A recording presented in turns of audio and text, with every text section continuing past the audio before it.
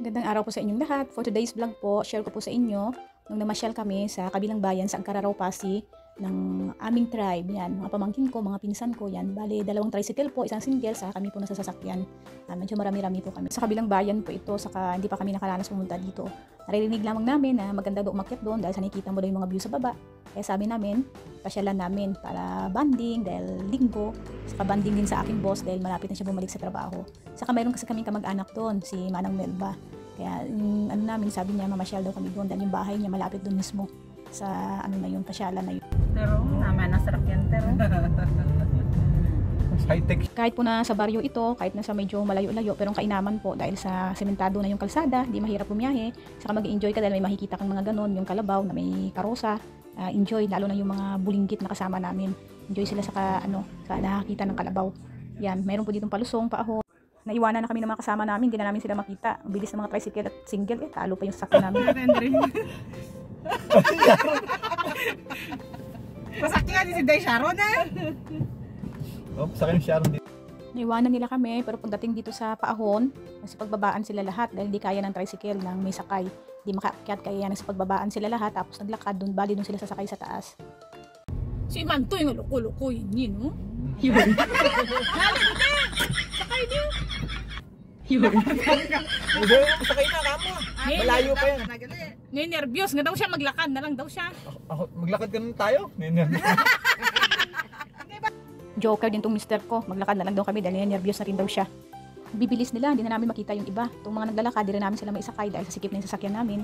Kaya naglakad na lang sila. Yan, ito po yung mga kabuhayan ng tao dito sa amin. Tubuhan, karamihan po tubuhan, palayan, saka mga sagingan, gulay.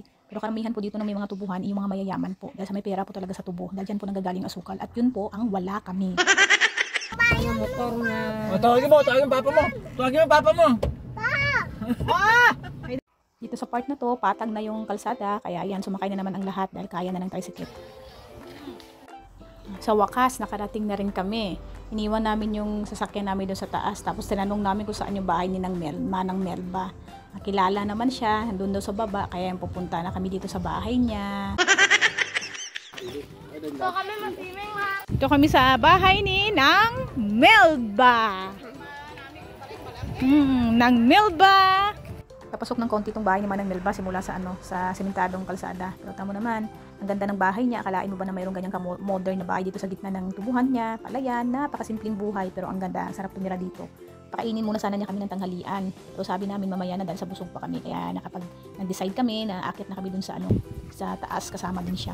Dito na kami ngayon sa entrance, bali sa kanto, paakyat dun sa lugar ng Angkararaw. Ay, napakaraming basura. Sino kayo nagtapon ng mga basura dun? What? Simula dito hanggang dun sa makaakyat sa taas, siguro inabot kami ng mga 20 to 30 minutes. Meron din mga sasakyan na pwedeng upahan paakyat doon kung ayaw mo maglakad. Kaya lang nag-decide kami na maglakad na lang kami para mas masaya dahil sa marami naman kami, saka para exercise na rin. Maraming malalaking truck na pumapasok dito dahil marami pa yung tubuhan doon sa taas. Saka ano bang year yun? Na dito ginanap yung National Jamboree ng Boy Scout.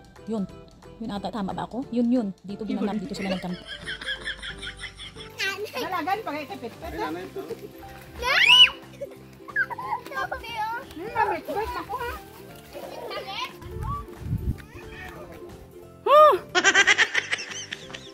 Yan, yun ang bahay ni Manang Melba. Doon kami nanggaling. Yun yung mga tubuhan at palayan niya. Wow! Ito si Manang Melba, 78 years old na yan, pero ang lakas-lakas pa din. Nimpirit ka, Toy? Tapos na rawan. Anay kamay na.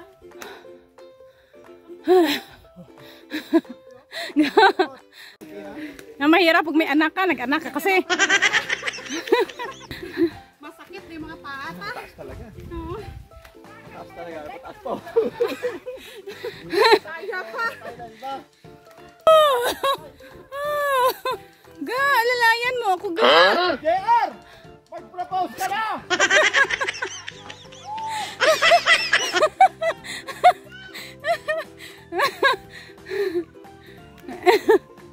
Alo pa kami nung kasama namin 2 senior. Nauna po sila sa amin.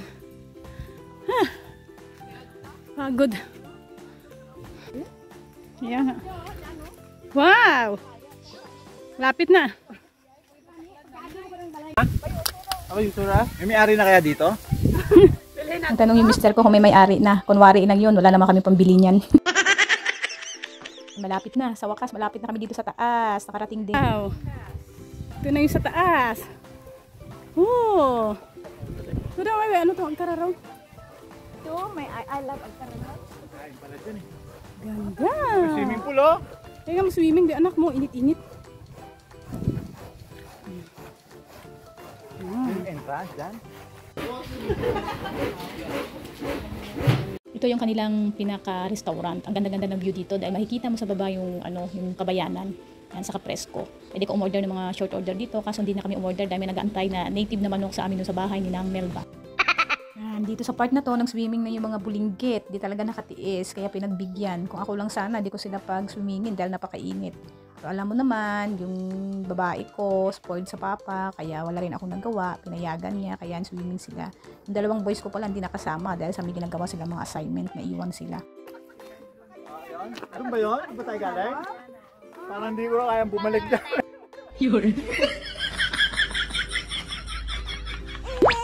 Ito pala ang aking mother deer. Yan, kasama din namin siya. Sanay na sanay din siya. Hindi man lang nakaramdam ng pagod pag-akyat dito sa Alcararao. Talo pang anak niya.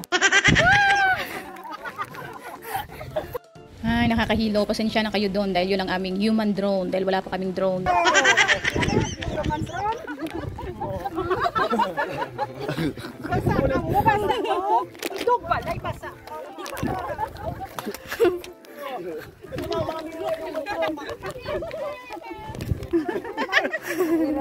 Pasensya na kayo dito sa part na to na medyo nakakahilo. Dahil human drone daw ito. Dahil wala pa kaming mga drone. Kaya tiis na muna sa human drone.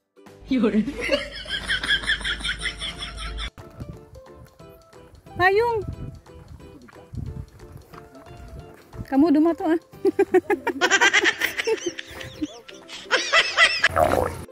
Naku po, narinig ko na yung sound ng aking tiyan. Gutom na. Pabalik na kami dito sa bahay ni Manang Melba. Di ko na naman alam kung paano namin matapos yung paglalakad na hanggang makarating doon dahil sa nakakapagod. Pero sabi ng mister ko, mas madali na dahil puro pababa na. Mas mahirap yung paahon dahil nakakahingal talaga.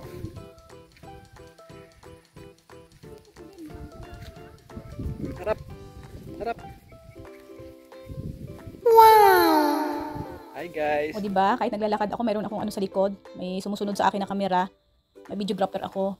Napaka-supportive kasi ng aking mister sa aking mga vlog. Kaya kahit di mo sabihin na unan ako ng mga kusayang kumukuha ng mga video para daw may pang-upload ako. O diba? Nakatuwa naman. Tutuwa siya kahit na kumikita ako ng maliit dito. Pag maligaya daw kasi ako, maligaya din siya. Nax, diba? Hi vlog, welcome to my guys. Parating na naman. Excited umakyat doon. Excited sila umakyat sa taas. Ay, salamat. Malapit na.